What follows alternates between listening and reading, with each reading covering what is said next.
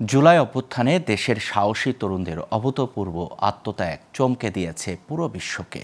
এমনটাই জানালেন প্রধান উপদেষ্টা অধ্যাপক ডক্টর মোহাম্মদ ইউনূস।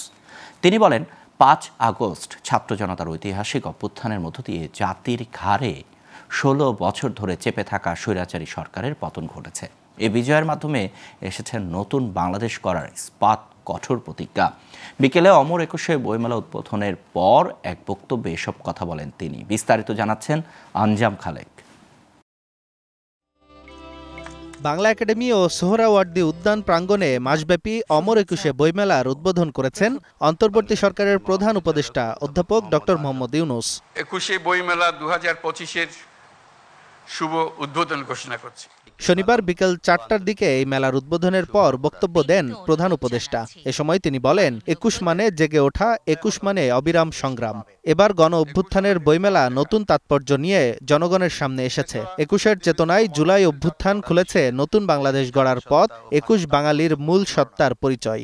মহান আত্মত্যাগের মাধ্যমে অর্জিত অভ্যুত্থান এবারের বইমেলা নতুন তাৎপর্য নিয়ে আমাদের সামনে এনেছে। ২১ মানে জেগে ওঠা, ২১ মানে আত্মপরিচয়ের সাথে মুখোমুখি হওয়া,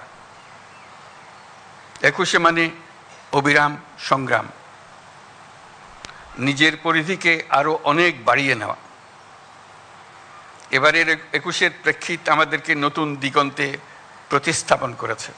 অধ্যাপক ইউনূস বলেন, ভাষা শহীদদের বুকের রক্ত ছিল জুলাই অভ্যুত্থান নিশ্চিতের এক বিস্ফোরক শক্তি। ২১-এর মতোই জুলাই অভ্যুত্থান জাতিকে ঐক্যবদ্ধ করেছে। আমাদের সাহসী তরুণদের এই অভূতপূর্ব আত্মত্যাগ বিশ্বকে চমকে দিয়েছে। এই বিজয়ের মাধ্যমে এসছে নতুন বাংলাদেশ গড়ার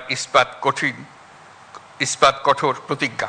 বরকত সালাম রফিক জব্বারের বুকের রক্তে যে অঙ্গীকার মাখা ছিল, সেটা ছিল জুলাই অভ্যুত্থানকে নিশ্চিত করার মহা বিস্ফোরক শক্তি বলেও মন্তব্য করেন প্রধান উপদেষ্টা।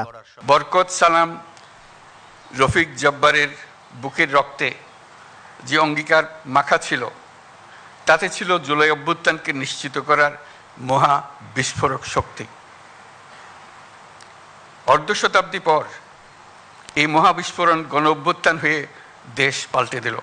উদ্বোধন অনুষ্ঠানে অংশ নেন সংস্কৃতি উপদেষ্টা মোস্তফা সরোয়ার ফারুকী, বাংলা একাডেমির সভাপতি অধ্যাপক আবুল কাশেম ফজলুল হক সহ অনেকেই। ১৯২৪-এ ছাত্র জনতার ঐতিহাসিক বিজয়ের পর আঞ্জাম খালেক, গ্লোবাল টেলিভিশন, ঢাকা।